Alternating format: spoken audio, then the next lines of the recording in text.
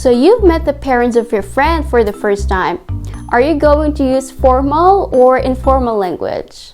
Or you're going to the bank and you're going to talk to the bank teller. Are you going to use formal or informal language? Hi everyone, ENGLISHERA here, and I hope your day is going swimmingly. Well, today let's talk about formal and informal communication. When to actually use them. What words, what phrases, what grammar to use in these situations. So stay with me until the end of this video, and if you're new to this channel, I am making English video lessons and tips, so you may want to hit that subscribe button and don't forget to hit that notification bell because I don't want you to miss any of my videos. Let's get started.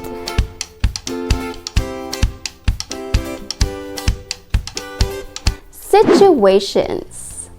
So in which situations should we communicate formally and informally? We use formal language when we don't know the person very well, like in business meetings, job interviews, when we're talking to an official, or when we submit a legal document to an official. And we use informal language when we talk to the person we know well. We are relaxed when we talk to that person, like our family, friends, neighbors, teammates, our classmates at school. We use formal language in academic and business settings, like we're talking to our school principal, dean or president, we're talking to our boss or manager, or we're writing academic essays, business emails, and reports. We use informal language in everyday setting or in everyday conversation, like ordering at the restaurant, talking to a taxi driver, talking to our landlord, or writing personal emails. We use formal language in speeches, presentations, lectures, job interviews.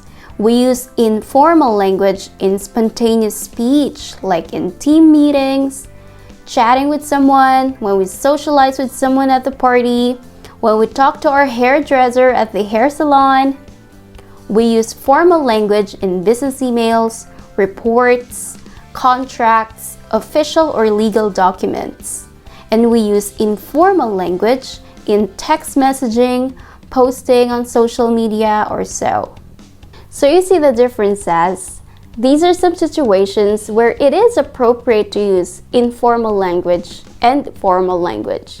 And take note of this. Just because it's informal, it always doesn't mean that it's about slangs. There is also informal language that sounds polite, and it all depends on the person you're talking to. Colloquial language and slangs. This is one of the obvious differences between formal and informal language. When we say colloquial language, these are words, phrases, expressions that we use in casual and in informal conversations, and they are more suitable in speaking than writing. It sounds formal when we say, "Would you like to have a short phone call?" And it sounds informal when we say, "Do you want to have a short phone call?" Same thing goes with, "The ticket is available for everyone," and "The ticket is up for grabs." My boss was extremely angry about what happened. My boss went nuts about what happened. I'm not going to the expo. I ain't going to the expo. Are you all going to the expo? Y'all going to the expo? So basically, we use colloquial language and slangs in informal conversations. It's not really appropriate to use them when you are in business settings, or you're giving academic lecture, or you're in an academic or business meeting, right? Contractions. When you combine words to make it sound shorter, we call that contractions. And obviously, in formal writing, we don't use contractions because we don't want to sound casual, right? But in informal conversations, or when you're writing a personal letter to your friend, or you're posting on social media, it's just okay to use contractions. It just sounds formal when we say, "He has decided to promote her." It sounds a bit informal when we say, "He's decided to promote her." Same thing with, I am writing to let you know. I'm writing to let you know. They are exported from Switzerland. They're exported from Switzerland.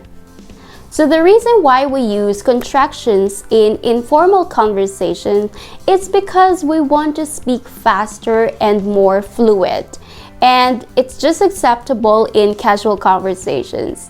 You may also want to check out my video about informal contractions to help you speak English faster in casual conversations. Vocabulary. So you don't use slang words when you talk to someone in a business way, or you're giving an academic presentation, or you're submitting a document to an official, right? Same thing goes with when you don't want to sound too formal using academic words when you are in a casual conversation. So I'm going to share with you some areas of vocabulary that you should use in these situations. One trick about vocabulary is that most formal words are longer than informal words.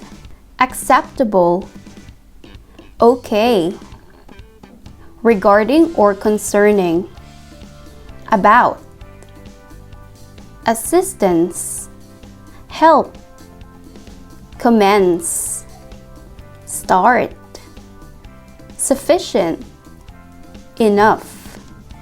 Well, these are just some of many examples of these words, and you may also want to check out my short videos about formal and informal English words by tapping the link in the description box.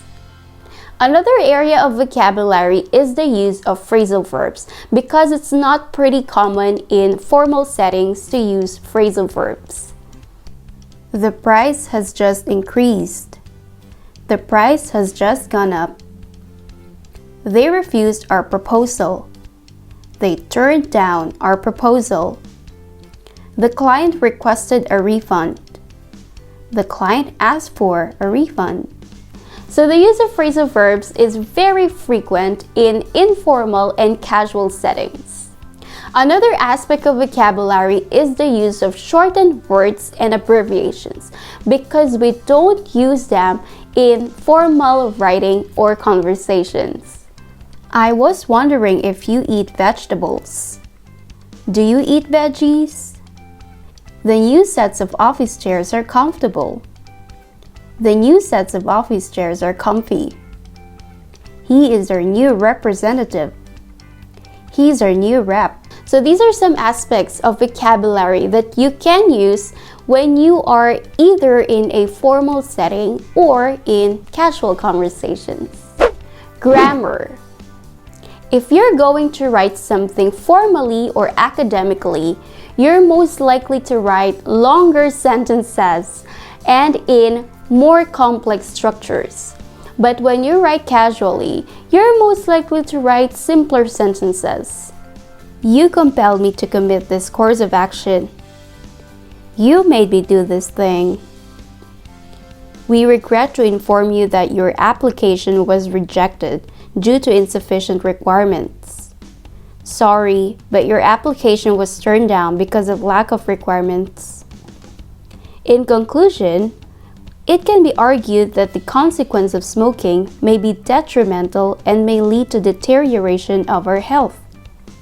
So we can say that the effect of smoking can take its toll on our health. Another area of grammar is the use of whom in formal statements. She is the girl whom I met in Istanbul. She's the girl I met in Istanbul. The man whom I met at the expo was interested in having partnership with our company. The man I met at the expo was interested in having partnership with our company. In letter writing, especially when we write formally, we use to whom it may concern when we don't know the person we are writing letter to. But when we write informally, we just use dear and the name of the person. And another aspect of grammar is the use of active and passive voice. When we use active voice in a statement, we tend to sound more personal and less formal.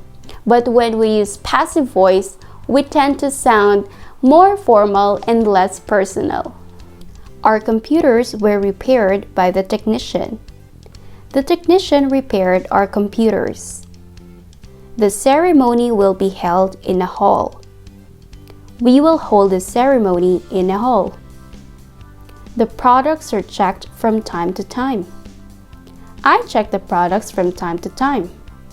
There you go! So now you know when to communicate formally and informally, and what words, what expressions, what grammar to use in these situations. So if you know any other differences between formal and informal language, share it with us in the comments section right there. Also, don't forget to hit thumbs up, share this video with your friends who want to improve and learn English, and please subscribe to my channel for more English lessons and tips, and I hope to see you soon on my next video.